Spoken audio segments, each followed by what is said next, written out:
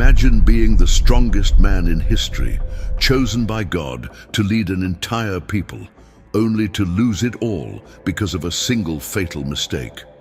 What really happened between Samson and Delilah? Did you know Samson's strength wasn't just in his hair? And that Delilah may have been driven by something much darker than just money? Today, we'll uncover the mysteries, betrayals, and dark secrets behind this shocking story.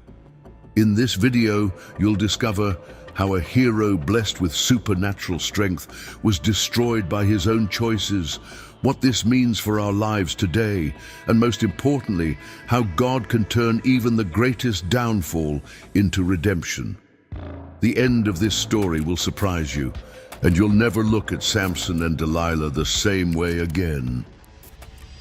In the book of Judges, chapter 13, we find one of the Bible's most intriguing and symbolic narratives, the announcement of Samson's birth. This event was not by chance, but a direct design of the Lord. The story begins with an Israelite couple from the tribe of Dan, marked by infertility. However, this human limitation became the perfect backdrop for the manifestation of divine power. An angel of the Lord appeared to Manoah's wife, bringing a message that would change not only their lives, but also the history of Israel. She would bear a son, and he would be consecrated as a Nazirite from the womb. This prophecy revealed God's sovereignty in choosing his instruments, often among the most unlikely. The Nazirite vow, as described in Numbers 6, carried profound significance. It represented separation and total consecration to the Lord. For Samson, this involved 3 unbreakable commitments: abstaining from wine and strong drink, avoiding anything unclean, and never cutting his hair. Each of these restrictions carried deep spiritual weight.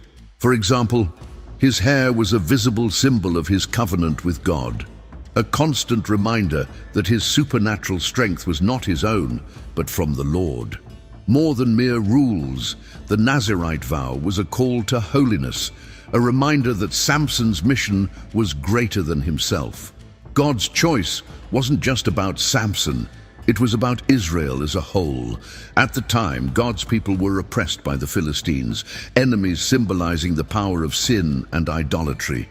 In his infinite mercy, God raised Samson as a judge, someone who would lead and deliver Israel from their enemies. Samson's origin not only demonstrates God's faithfulness to his promises, but also teaches us that he can turn barrenness, be it physical, emotional, or spiritual, into fruitfulness to fulfill his purposes. Samson's narrative in the book of Judges is marked by awe-inspiring displays of supernatural strength, distinguishing him as an iconic figure among Israel's judges. In Judges 14:5-6, we read about one of his earliest remarkable feats.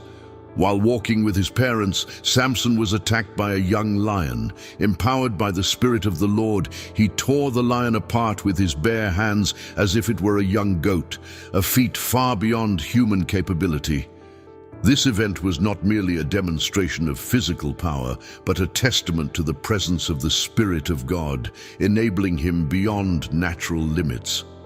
The image of the defeated lion symbolizes the victory of God's people over their enemies and underscores the strength that arises from consecration and fulfilling divine purpose. Another emblematic episode is found in Judges 15:15-16, where Samson used a donkey's jawbone to kill 1,000 Philistines. This epic act demonstrates God's sovereignty in using the most unlikely instruments to manifest his power. A simple jawbone, in Samson's hands, became a weapon of mass destruction. Here we see that Samson's strength did not reside in his muscles or natural abilities, but in his complete dependence on divine anointing. Each strike he delivered that day was a testament to the spiritual power resting upon him because of his covenant with God.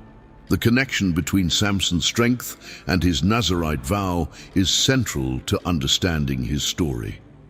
From the womb, he was set apart for God, and his extraordinary strength was a reflection of this consecration.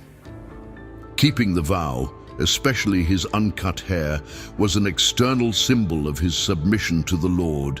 However, his real power did not lie in his hair, but in his faithfulness to the covenant with God. Samson was living proof that when the Spirit of the Lord acts, insurmountable barriers can be overcome. Despite Samson's extraordinary strength, the story told in the book of Judges also reveals his greatest weakness, his fascination with women. From an early age, his inclination toward dangerous relationships became a point of vulnerability, starkly contrasting the strength he displayed against his enemies. In Judges 14:1-3, we read that Samson desired to marry a Philistine woman from Timnah against the advice of his parents. This first episode already indicated a disconnect between his divine mission and his personal desires. His choice of women outside the people of Israel symbolized a breach of his spiritual consecration, a deviation that repeatedly placed him in precarious situations.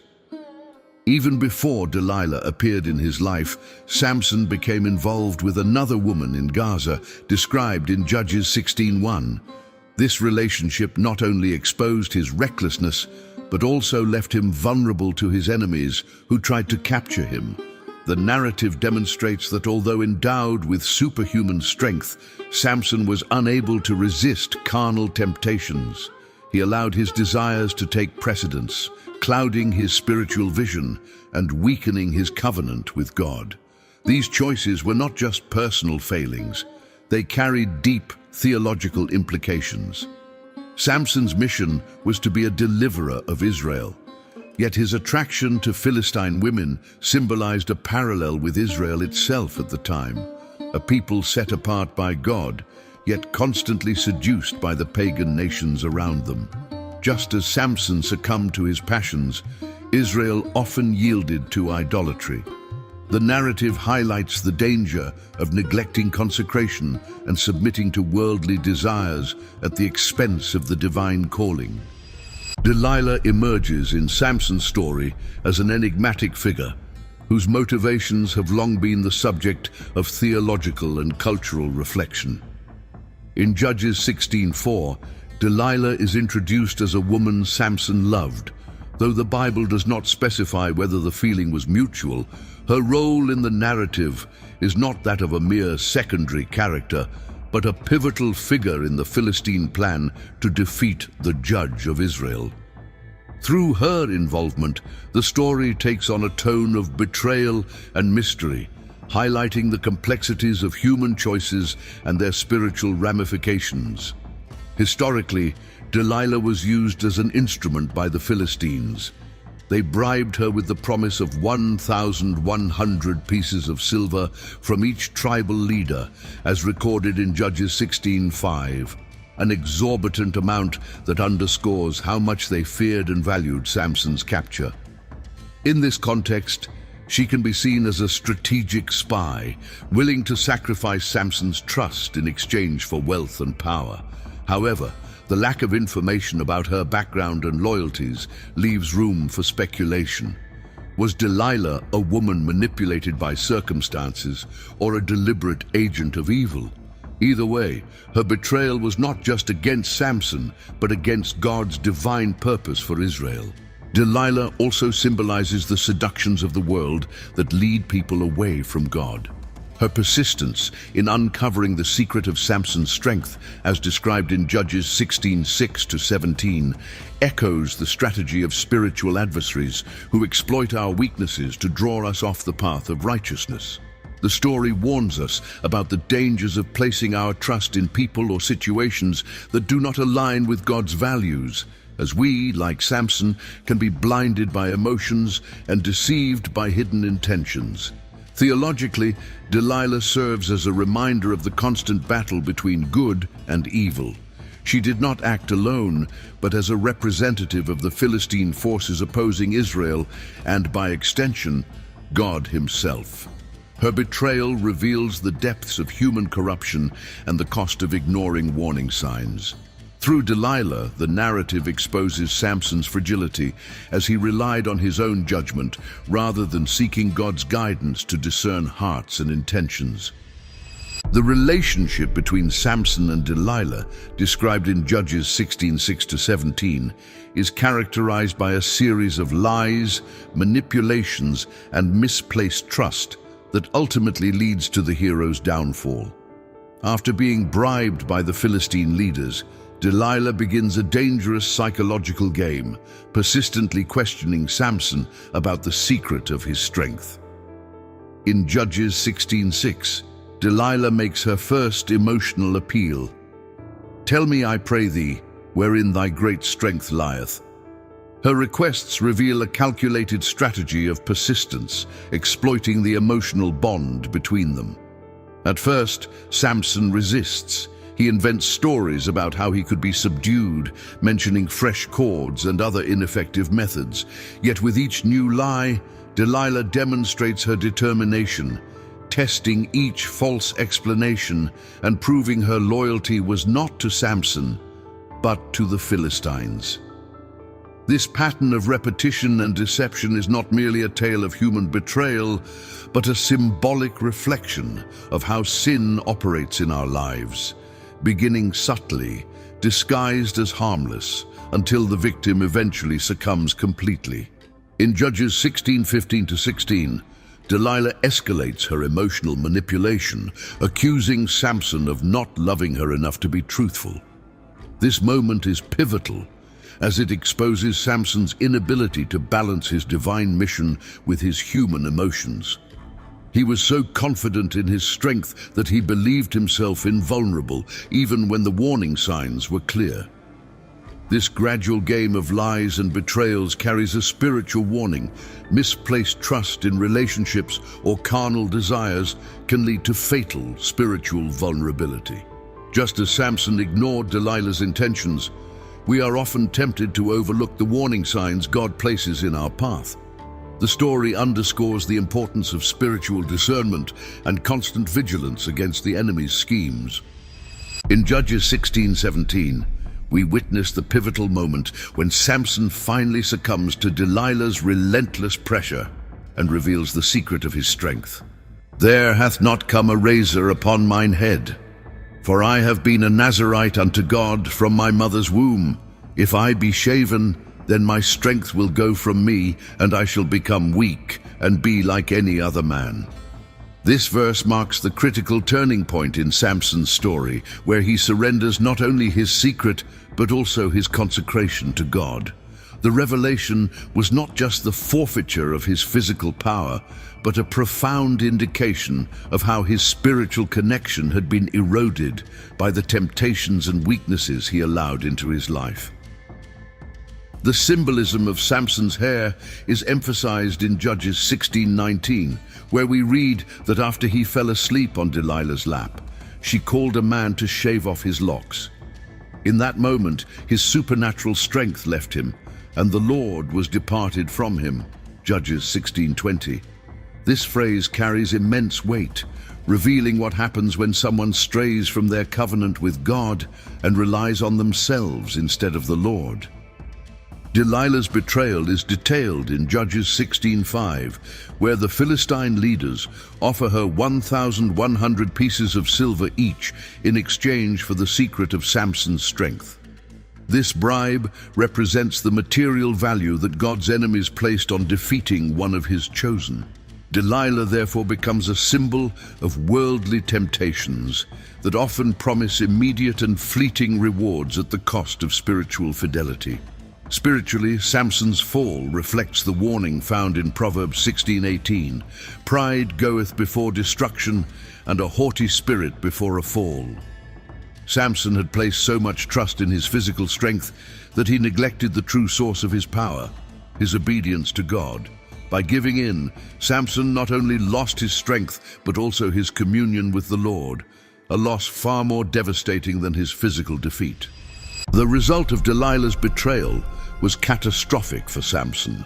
In Judges 16:21, we read that the Philistines captured him, gouged out his eyes, and brought him to Gaza, where he was forced to grind grain in prison. This act of cruelty not only debilitated Samson physically, but also marked the destruction of his honor as a judge of Israel. The man who was once feared by his enemies was now publicly humiliated, reduced to a state of powerlessness and shame. Samson's blindness is rich in spiritual symbolism. Throughout the narrative, he failed to see the consequences of his choices, allowing his carnal desires and self-reliance to blind him spiritually. Losing his physical sight reflects the spiritual blindness that had already taken hold in his life. As Proverbs 29:18 states, "Where there is no vision, the people perish." Samson's lack of spiritual discernment led him to ruin. Samson's enslavement also serves as a portrait of the consequences of sin. When people turn away from God, they inevitably become prisoners of their choices and vulnerable to spiritual enemies. Grinding grain, a humiliating task reserved for slaves, was a constant reminder of his fall and how sin had stripped him of his strength and dignity. This part of the story vividly illustrates Romans 6:23. "For the wages of sin is death. Yet even amid his humiliation, there is a seed of hope." Judges 16:22 states, "Howbeit the hair of his head began to grow again after he was shaven." This seemingly simple detail points to God's mercy and the beginning of a restoration process.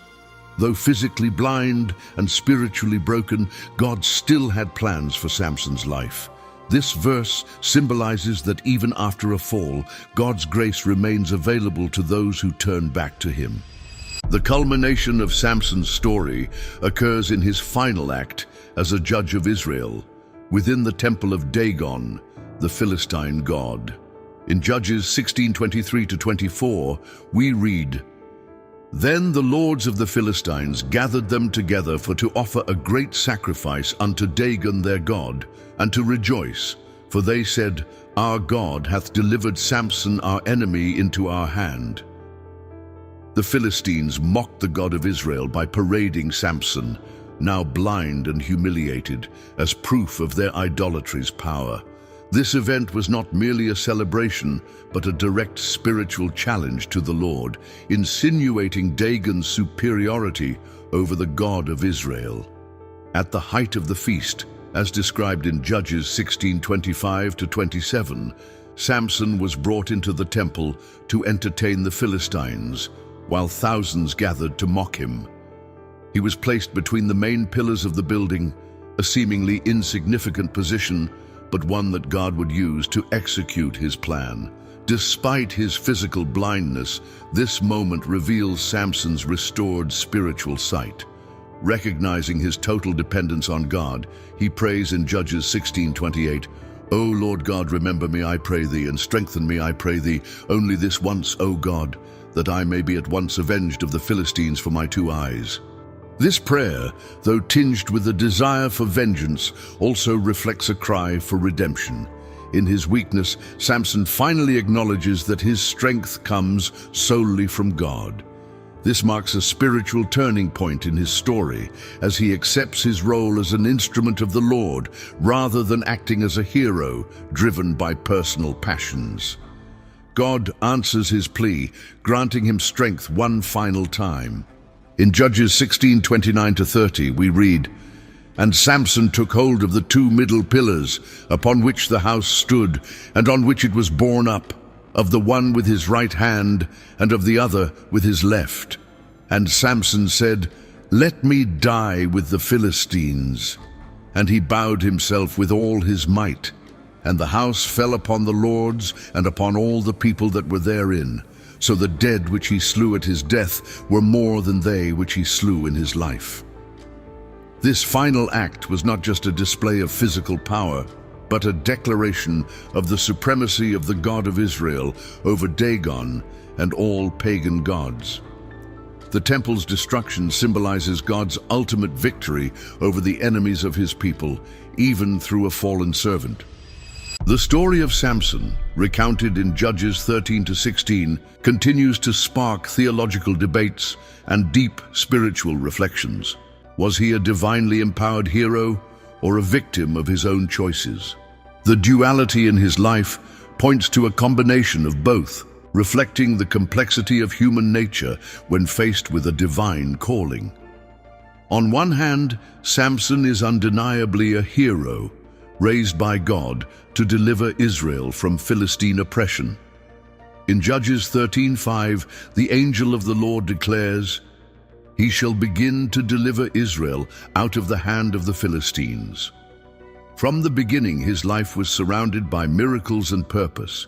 His supernatural strength and victories over the enemies of God demonstrate that he was, indeed, a divine instrument. Feats such as defeating 1,000 men with a donkey's jawbone, Judges 15:15, and destroying the temple of Dagon, Judges 16:29-30, prove that God was with him even amid his failures. On the other hand, Samson often acted as a victim of his own impulses. His impulsive choices and lack of spiritual discernment repeatedly placed him in vulnerable situations.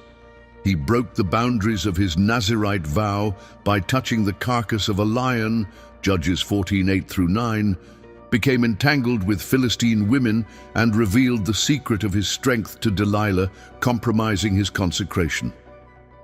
His tendency to prioritize personal desires over seeking God's will illustrates an internal conflict that many face.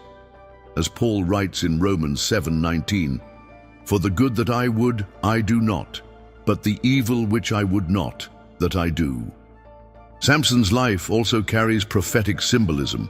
He serves as a figure pointing to the need for redemption and the reality that even God's chosen ones are imperfect and dependent on his grace. His physical blindness at the end of his life symbolizes the spiritual blindness that plagued him at many points, but also teaches that even in our weakness, God can work.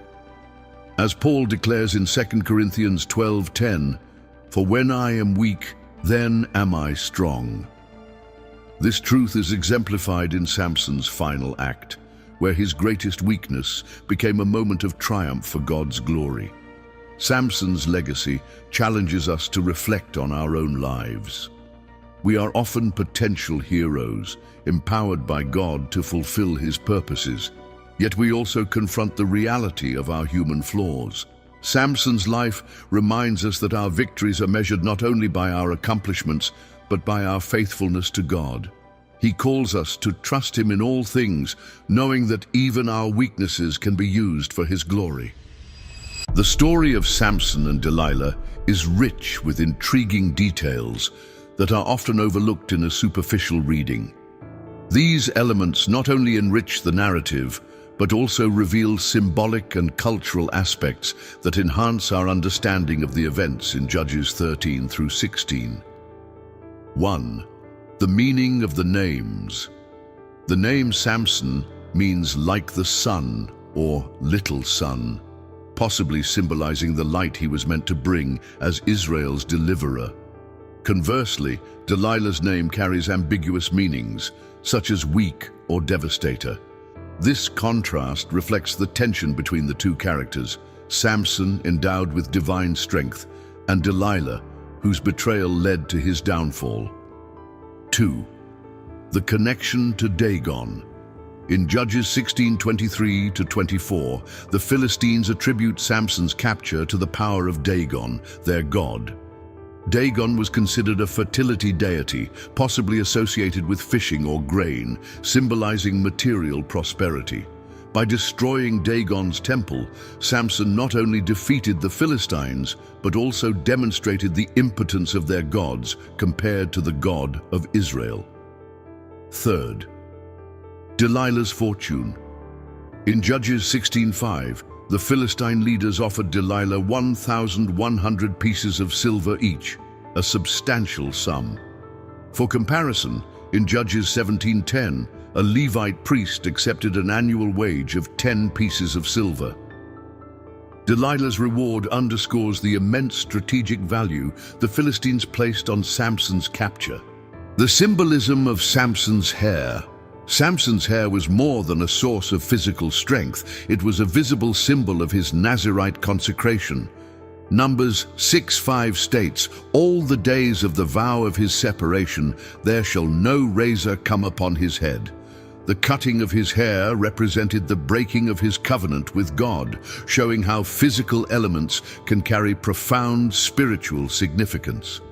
5. Samson's blindness. In Judges 16:21, the Philistines blinded Samson before imprisoning him. His physical blindness reflects the spiritual blindness he displayed throughout his life, especially in failing to discern Delilah's character. This detail adds depth to the narrative, emphasizing the importance of spiritual discernment. 6. Delilah, Israelite or Philistine?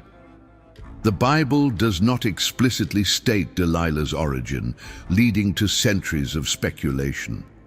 While many assume she was Philistine, some scholars suggest she might have been an Israelite, given the lack of a clear description of her ethnicity. This ambiguity adds to her character's mystery. 7. Samson's death and the gospel.